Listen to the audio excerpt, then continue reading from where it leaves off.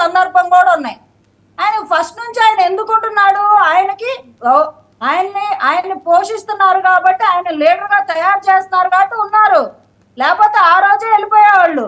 ఈయన వచ్చినప్పుడు ఈయన కోసం త్యాగం చేసిన కాపు సోదరుడు మా అమ్మిశెట్టి వాసన్న పాపం ఆయన అలాగే ఉన్నాడు. సీట్లు ఇవ్వకపోతే అప్పటికి ఎంతో డబ్బు ఖర్చు పెట్టుకున్నాడు, ఆయన సొంత డబ్బు.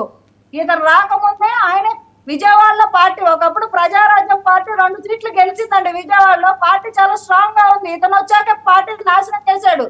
ఎవరిని పనిచేసే వాళ్ళని రానివ్వకుండా గుర్తింపించి వాళ్ళని కొట్టడం, ఎవరైనా ఆయనకి ఇష్టం లేని వాళ్ళు వచ్చినప్పుడు చెప్పేటువంటిది జనసేన పార్టీకి సంబంధించినటువంటి అంతర్గత విషయాలు ప్రతి పార్టీలో ఉన్నటువంటివే, ప్రతి పార్టీలో ఇలాంటి వాళ్ళు ఉంటూనే ఉంటారు.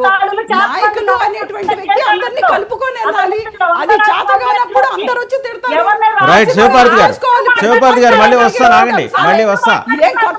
మళ్ళీ వస్తా మీ దగ్గరికి. జరిగేటువంటి అంశాలే ఇదేదో కొత్తగా ఉన్నట్టు పవన్ కళ్యాణ్ గారిని మొయ్యడానికే అందరు పార్టీలో ఉన్నట్టు చెప్తుంది ఏంటి ఆవిడ? ప్రతి పార్టీలో ఉన్నవే పార్టీకి పనిచేసినప్పుడు వాళ్ళ ఆశయాలు తీర్చవలసినటువంటి బాధ్యత నాయకుడి మీద ఉంటది. మీరు ఇవాళ బీసీలకు అన్యాయం చేసి బీసీలకు ఎంతమందికి టికెట్లు ఇచ్చారో చెప్పుకోలేనటువంటి దురావస్థలో ఉండి పక్కన వాళ్ళని తిడితే ఎట్లా?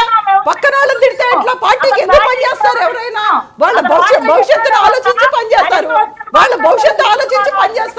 వాళ్ళ భవిష్యత్తుకు భరోసా ఇవ్వలేనప్పుడు మీరు సమాధానం చెప్పుకోవాలి. ఎందుకున్నావు లీడర్ గా? నువ్వు లీడర్ గా ఎందుకున్నావు చెప్పు. నువ్వు లీడర్ గా ఒక రాజకీయ పార్టీ నడపలేవు. అలాంటప్పుడు చంద్రబాబు నాయుడు గారి పార్టీలో మర్జీ చేయొచ్చు కదా. మీరు 5 అసెంబ్లీ సీట్లు ఇచ్చారు.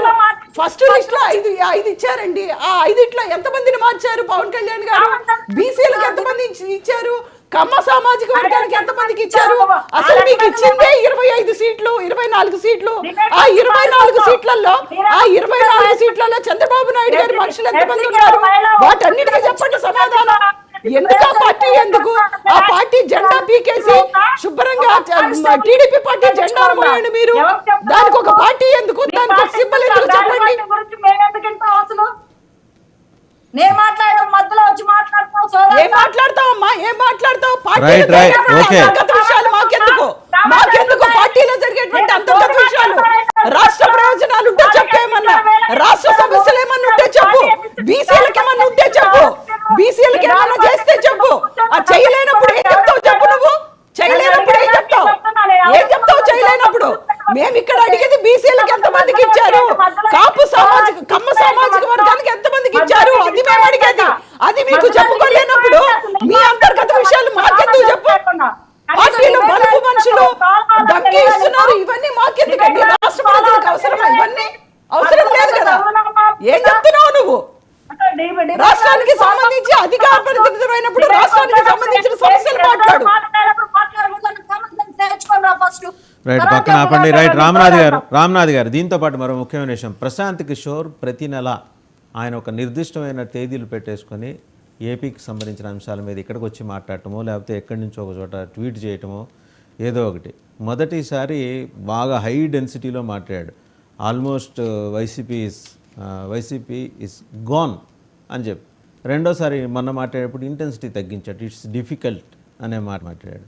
అండ్ ఛత్తీస్గఢ్ మాజీ ముఖ్యమంత్రి భూపేష్ బఘేలా తోటి పోల్చాడు. ఈయన he has just become a provider. ఏదో జనాలకి సంక్షేమ పథకాలకు డబ్బులు ఇచ్చేసి వాళ్ళకి ప్రొవైడర్ మాదిరి నిలుస్తున్నాడు, పెద్దగా ఏం ఉపయోగం ఉండదు అని.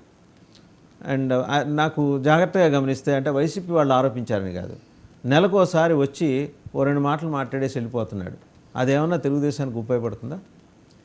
అంటే నేనేమంటానంటే, ప్రశాంత్ కిషోర్ యొక్క ట్రాక్ రికార్డు మనం చూస్తే 2014 అంతకంటే ముందు కూడా చాలా రాష్ట్రాల్లో పనిచేశాడు. ఆయన పనిచేసిన వాళ్ళు సీఎం అయినటువంటి నేపథ్యంతో పాటు ఆయన పనిచేసిన వాళ్ళు ఓడిపోయిన వాళ్ళు కూడా ఉన్నారు. యూపీలో అఖిలేష్ కోసం పనిచేశాడు, ఆ రోజు అఖిలేష్ ఓడిపోయాడు. తర్వాత ఢిల్లీలో పనిచేశాడు, తమిళనాడులో పనిచేశాడు, తమిళనాడులో విజయం జరిగింది. సరే, ఏపీలో పనిచేశాడు, విజయం జరిగింది.